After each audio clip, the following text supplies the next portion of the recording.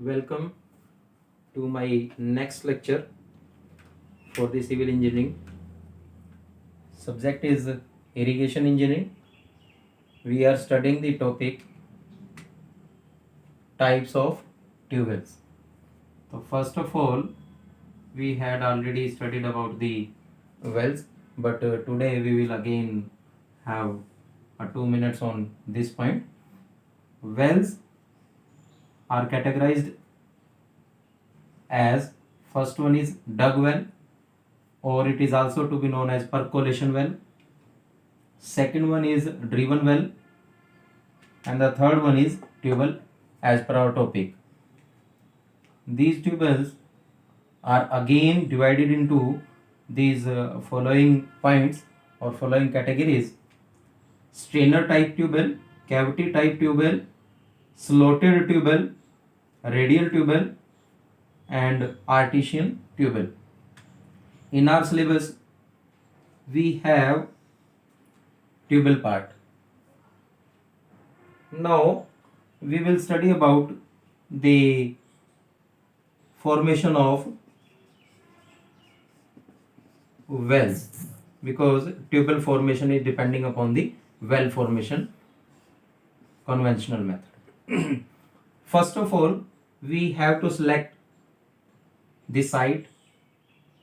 Say this is ground floor or ground level. For that site, we had selected the topmost layer of the loose soil is to be executed manually, and we dig it out depending upon the diameter of the well. जो diameter है हमारा well का, उसके ऊपर depend होकर के हम इस पार्ट को, सॉइल के ऊपर वाली लेयर को, लूज लेयर को निकाल लेते हैं. इसके नीचे फिर हार्ड सॉइल स्टार्ट हो जाती है. Then how the well is to be dug out. Well बनाते कैसे हैं? तो यहाँ पर हम क्या करते हैं, एक टेम्पलेट हम बनाते हैं. We have a template. That template is circular in form. वो इस तरीके की सर्कुलर है टेम्पलेट. और the internal part is hollow. ये जो इंटरनल पार्ट है ये होलो है. इट मीन्स कि ये टेम्पलेट कुछ इस तरीके से यहां पर हम फिक्स करते हैं. अंदर से होलो होने के कारण क्या करेंगे कि यहां पर जो वर्कर्स हैं या जो हमारी लेबर है, दैट विल स्टैंड हेयर. इस पॉइंट के ऊपर वो स्टैंड करेगी, and with the help of the executing equipments वो यहाँ से इस मिट्टी को काटते हुए बाहर लेकर के आएंगे, और थ्रू दी बकेट्स और through the use of rope installation हम ये मिट्टी को बाहर निकालते रहते हैं. और ये due to the weight of the working persons, due to its a self weight, क्योंकि हम क्या करते हैं, इसके साथ साथ यहाँ पर हम इसमें मशीनरी वर्क करते जाते हैं.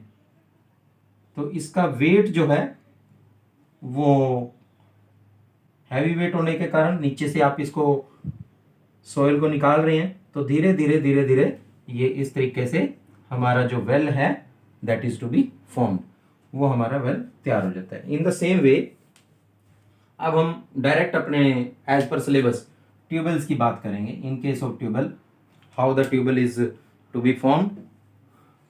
First of all we must know about its categories or its types. As per our syllabus for this diploma civil, we have only the 3 types in our syllabus. First one is strainer, we have to study. Second one is cavity. Third one is slotted. These are in your syllabus. Now the first one is strainer. Strainer means this, ये जो first figure बनी है ये है strainer type tubewell. ये होता क्या है और ये फिगर का मीनिंग क्या है, ये मैं आपको यहां बता रहा हूं. ये हम क्या करते हैं,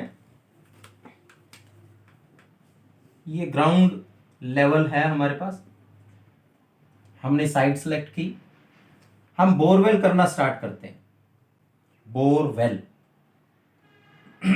और बोरवेल जो है वो ट्यूबवेल के वेल से, यानी ट्यूबवेल का जो डाया है, जिस जिस डायमीटर का हमें ट्यूबवेल लगाना है, उसके डाया से ज्यादा का बोरवेल करेंगे हम, दैट मे बी केज्ड और अनकेज्ड। तो generally it is caged strainer type. हम इसकी फॉर्मेशन मैं आपको बताऊंगा नेक्स्ट टॉपिक में। धीरे धीरे हम बोरवेल करते जाते हैं, ये वाला। और हमने बोरवेल किया, अब हम इसके बीच में जो पाइप डालेंगे, वर्टिकल पाइप, वो वर्टिकल पाइप में हम क्या करते हैं, ये स्ट्रेनर लगाते हैं। स्ट्रेनर क्या, एक तरीके से जाली है।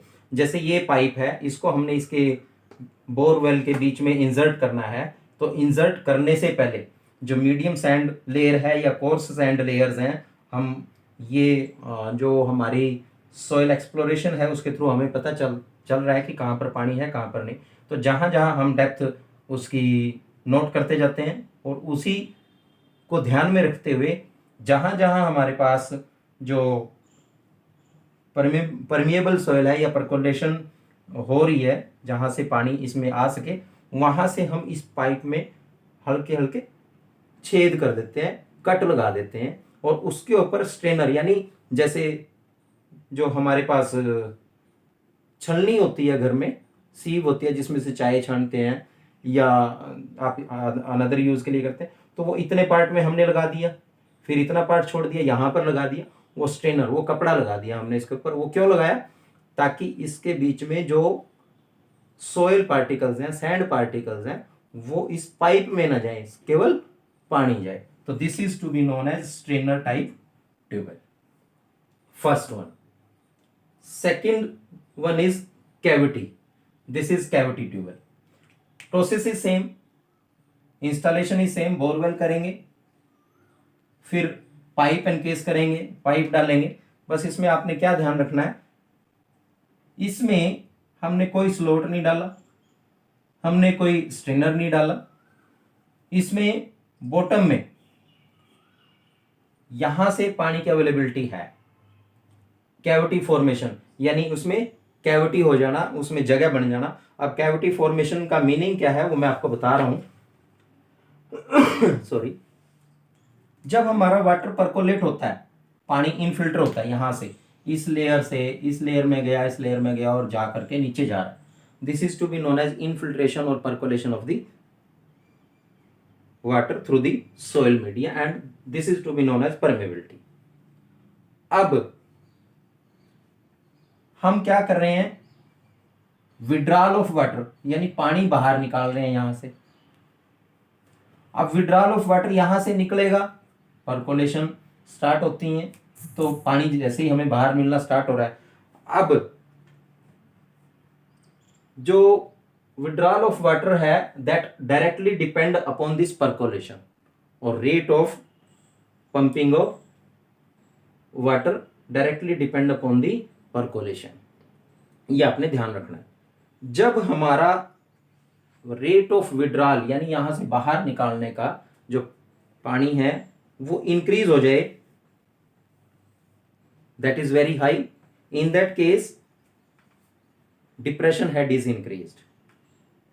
और ये जो डिप्रेशन हेड है, यानी यहां से ये धीरे धीरे धीरे धीरे पानी नीचे जाएगा, ये डिप्रेशन हेड है। जो डिप्रेशन हेड डिक्रीज हुआ, उसके कारण जो वेलोसिटी है परकोलेटिंग वाटर की वो इंक्रीज हो जाएगी। और जैसे ही परकोलेटिंग वाटर की वेलोसिटी इंक्रीज होगी, तो इसके जो छोटे छोटे पार्टिकल्स हैं, सैंड के, क्ले के जो छोटे पार्टिकल्स हैं, वो उस वाटर के साथ, इनफिल्टर्ड वाटर के साथ नीचे जाएंगे। और जैसे ही वो नीचे जाएंगे, इस पानी में अवेलेबल होंगे, और उसको सक करके हम ऊपर उठा रहे हैं, धीरे धीरे क्या होगा, नीचे यहां पर एक कैविटी फॉर्मेशन हो जाती है। This is to be known as cavity well. The last one is slotted well. Slotted well and strainer well, इन दोनों में थोड़ा ही फर्क है, ज्यादा नहीं है। इसमें हमने छोटे छोटे, जो स्ट्रेनर था, हमने छोटे छोटे इसमें छेद किए थे, लेकिन जो स्लोटेड वेल है उसमें हमने यहां पर ये देखिए rectangular type, its length is 5 mm, its width is 3 mm, ये हमने कट लगाए हैं उसमें all around the pipe, all around the pipe 3 mm and 5 mm, this is the rectangular slots are there, वो हमने कट लगाए हैं।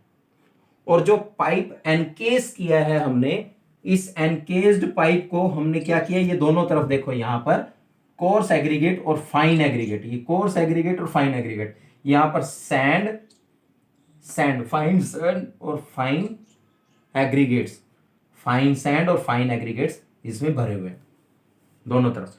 क्यों भरे हैं? ताकि यहां से जो वाटर परकोलेट होकर के हमारे ट्यूबवेल की तरफ जा रहा है उसके साथ सोयल पार्टिकल इसमें एंटर ना करें स्लोट्स में। अगर वो soil particle, sand particle slots में एंटर करेंगे तो इसको क्लोगिंग कर देंगे, यानी इसको रोक देंगे, जाम कर देंगे हमारे पाइप को। इसलिए हमने ये जो कोर्स एग्रीगेट है और फाइन एग्रीगेट है इसका मिक्सचर हमने ऐड किया। दिस फॉर्मेशन, ये जो फॉर्मेशन है पाइप की, this is to be known as slotted, और depending upon this formation the tubewell is known as slotted type tubewell. I think this is clear to all of you. Thank you.